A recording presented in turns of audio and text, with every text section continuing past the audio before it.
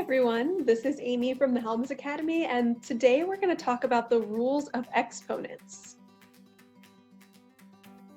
So let's start with a little review of exponents. So the big number is called the base, and the smaller number up top is called the exponent.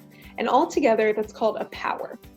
So the exponent shows you how many times you should multiply the number given by itself. So if the base is 2 and the exponent is 5, it means we need to multiply 2 times 2 times 2 times 2 times 2. If the base is 7 and the exponent is 8, we would say 7 to the 8th power, and that is 7 times 7 times 7 times 7 times 7 times 7 times 7 times 7. And if the exponent is if the base is 5 and the exponent is 2, we call that 5 squared. So anything to the second power is squared, anything to the third power is cubed. So here we have 5 squared, which means we need to multiply 5 by itself 2 times. So 5 times 5. Now we have 7 rules of exponents that apply to how we use them in different circumstances. So the first one is called the product of powers. That means that if we have the same base, you can see it's marked as a here, with 2 different exponents, a to the m and a to the n, and we're adding them together, a simplified way of doing that would be to just say a and then have those powers added together. So let's look at an example of that. If we had 4 squared plus 4 to the 8th, so we have the same base, you see the a and a, we have 4 and 4, and we have our 2 exponents, squared and to the 8th power. That means that a simplified version would just be to add those 2 exponents together and put them with the base. So it'd be 4 to the 10th, because 8 plus 2 is 10. Now, how does this work? Well, if you think about it, this would mean that we're putting together 4 squared, so 4 times 4, and 4 to the 8th, which is 4 multiplied by itself 8 times. And if you add all those together, that's 10 4s total. So we could just say 4 to the 10th. Our second rule is called the quotient of powers.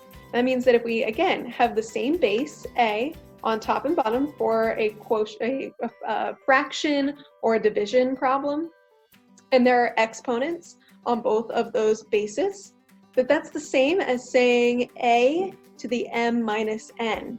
So let's put that in context. Let's say that we have 9 to the 10th power over 9 to the 6th power. So we have the same base, 9, and then we have 2 different exponents. So we can simplify it by keeping our base, 9, and subtracting the top exponent from the bottom exponent. And 10 minus 6 is 4. So the simplified version is 9 to the 4th.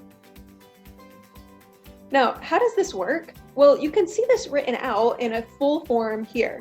So 9 multiplied by itself 10 times and 9 multiplied by itself 6 times. And there's the division symbol or the fraction symbol between them. Now, if you've worked with these before, you might know that we can cancel out the things that are the same on the top and the bottom. So everything that's outlined here has the red line through it is something that can be canceled out because we have a 9 on top, a 9 on bottom, canceled. 9 on top, 9 on bottom, canceled. So we can do that with the 6 on bottom and match it with the 6 on top, which means that we would be left with just the 4 on top there. So 9 to the 4th power. All right, the 0 exponent is easy to remember because any base to the 0 exponent is 1. So if we have 7 to the 0 exponent, it's 1. If we have 254 to the 0 exponent, it's 1. And if we have 1 billion to the 0 exponent, it's still 1. Rule number 4 is the negative exponent. So if we have a base and there's a negative exponent with it, the simplified version of that is to change it into a fraction. So we're going to do the inverse, and we're going to put a 1 on top and then put that same base on bottom and change the exponent to positive. So as an example, if we had 3 to the negative 2, we would put a 1 on top, and underneath of it, just do 3 squared. So the negative goes away. Now, if you wanted to solve this even further, we know that 3 squared is 9. So 3 to the negative 2 actually equals 1/9. Rule 5 is a power of a power. So you can see we have in parentheses our base with a power of m, and then all of that together has a power of n. Now, when you see that, you can just simplify it by saying the base with the power of m times the power of n. So if we had 2 to the power of 12 and all of that was squared, then we would just multiply together the two exponents and make it 2 to the 24th power. Rule 6 is the power of a product. So if we had two bases multiplied together there, and then we had an exponent on the outside of m, we could simplify that by saying it's the same as a to the m and b to the m multiplied together.